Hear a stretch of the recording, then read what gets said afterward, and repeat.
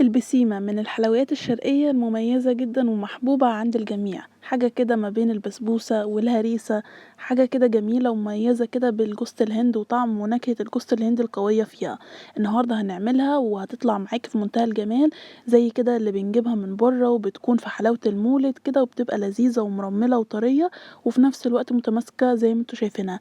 هتطلع معانا يعني حاجة كده بتدوب، شايفين الدوبان اللي فيها وطرية ازاي، وكنت تعرفي كل التركات اللي تخليها طرية وجميلة وفي نفس الوقت متماسكة، وأول ما تقطمي القطمة كده بتدوب في البق دوبان.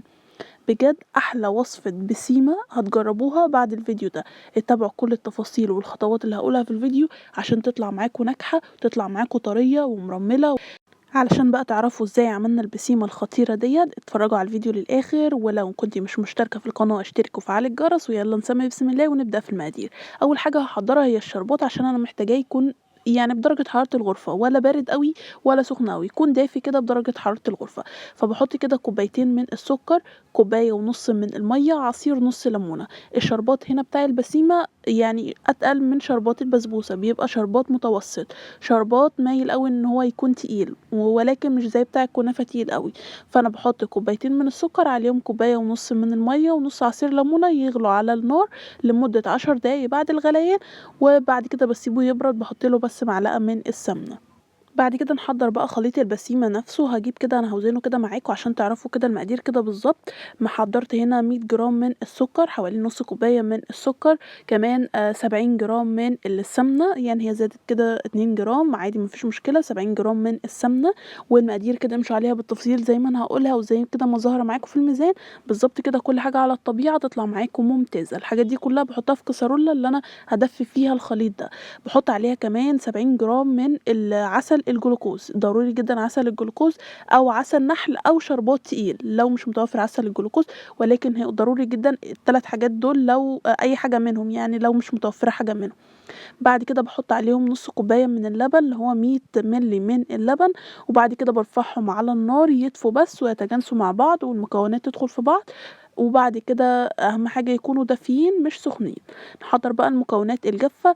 معايا هنا 150 جرام من جوز الهند الناعمه، 100 جرام من الدقيق، 100 جرام من سميد البسبوسه، نص معلقة صغيرة من البيكنج باودر. كل المكونات دي بقلبها مع بعضيها كويس قوي قوي. اهم حاجة بس هنا خطوة مهمة، الجوز الهند تبقى ناعمة معايا ما تبقاش خشنة قوي، علشان ما تنشفش معايا البسيمة، او في نفس الوقت يعني تتشرب كل السوائل براحتها، ما تقعدش وقت كتير وتبقى ناشفة. فبخلط كده كل المكونات اللي انا قلتها كده مع بعضيها كويس قوي، الدقيق البسبوسه والدقيق الابيض وكمان الجوز الهند والبيكنج باودر مع بعض جدا. وطبعا خليط السوائل اللي احنا حضرناه يا دوبك دفي بس كده على النار، وكل المكونات اتفكت كده مع بعضيها والسكر داب وكله تداخل مع بعض، وببدأ ان انا انزلهم على المكونات الجافه اللي احنا حضرناها واللي انتوا شايفينها دي. يا دوبك تقلبتين بس ادخل كل المكونات مع بعضيها واشرب السوائل مع الدقيق والمواد الجافه، وخلاص على كده بوقف عجن. هي زيها زي البسبوسه، مش عايزه عجن كتير عشان ما تنشفش معانا وعلشان ما تبقاش محجره كده في الاخر. بجيب بقى الصينيه المقدار ده، الصينيه صغيره اللي هو الصينيه المقاس التاني من طقم الصواني، او اي صينيه مقاس 26، يعني صينيه صغيره. هي الكميه دي لو حابه تضعفيها تضعفيها. بعد كده باحط بقى بادهنها بس كويس أوي بالطحينة وبالسمنة من تحت كويس أوي، وبعد كده بابدأ إن أنا أحط فيها الكمية أو العجينة بتاعتنا أو خليط البسيمة. شايفين زي ما انتم شايفين كده، هي ما بتبقاش سايلة، يعني بتبقى أتقل من قوام البسبوسة كده زي ما احنا عملناه قبل كده في الفيديوهات. قوام البسبوسة بيبقى يعني أخف من كده شوية، ولكن قوام البسيمة بيبقى أتقل كده ومتماسك شوية. فببدأ ان انا افردها واوزعها كده بايدي كويس قوي، بتتفرد معايا بكل سهولة، واسوي كده الوش من فوق بحيث كله يبقى الصينية كلها متساوية. وطبعا بحب احط عليها كريز، بتبقى جميلة جدا. لو انت حابة تعمليها سادة، حابة تحطي بندق اللي انت عايزاه، ولكن انا عملت كده نصها بالكريز وسبت النص التاني سادة.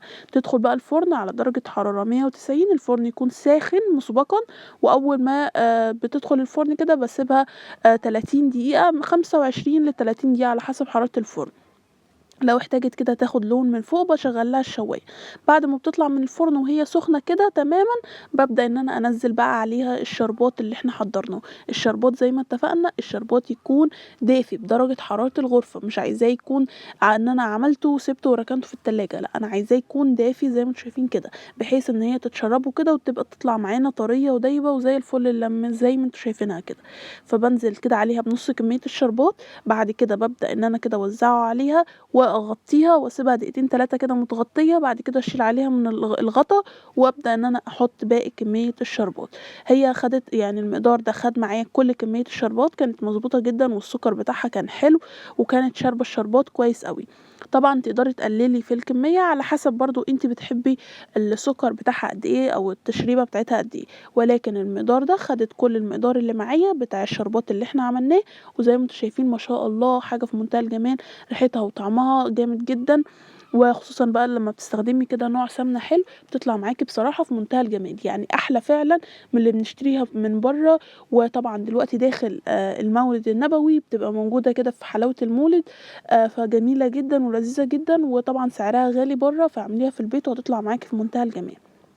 شايفين بقى كده بعد ما اتشربت هي تقريبا كده، يعني انا عشان كنت مستعجله على التصوير هي كده كانت دافيه معايا. طبعا سيبيها تبرد براحتها هتبقى كده متماسكه وحلوه جدا، ولكن برضو هي متماسكه وناعمه وزي ما انتم شايفين التقطيعه وانا بقطعها يعني ماشيه كده حاجه جميله جدا وطريه جدا، باينه الصوره او الفيديو بيوضح ان هي قد ايه طريه ومتماسكه في نفس الوقت ومرمله كده وحاجه جميله.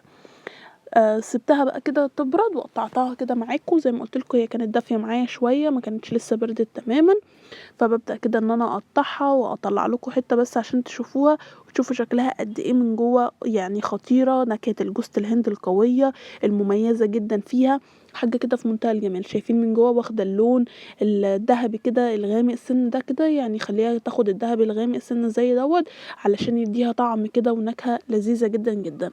بجد أحلى بسيمة ممكن تجربوها بعد الوصفة دي. انسوا ان انتوا تشتروا بسيمة من برا، الوصفة دي ناجحة 1000000%. اتبعوا كل المقادير بالظبط بنفس الطريقة بنفس الخطوات هتطلع معاكوا حاجة في منتهى الجمال. شايفين انا اتعمدت ان انا اخد لكم الحتة اللي على الحرف كده واقطعها لكم عشان اكد لكم قد ايه هي طرية من كل حتة كده ومرملة وحلوة جدا، يعني حتى الحتة اللي على الحرف اللي احنا قطعناها مع بعض طرية وجميلة ومتماسكة في نفس الوقت. ان شاء الله يا رب وصفة البسيمة النهاردة تكون عجبتكم. عملت برضو قبل كده معاكم حلاوة المولد الحمصية، هسيب لكم برضو اللينك بتاعها في صندوق الوصف عشان تجربوها. فان شاء الله الوصفة تكون عجبتكم، اشوفكم ان شاء الله في فيديو جديد وصفة جديدة. باي باي.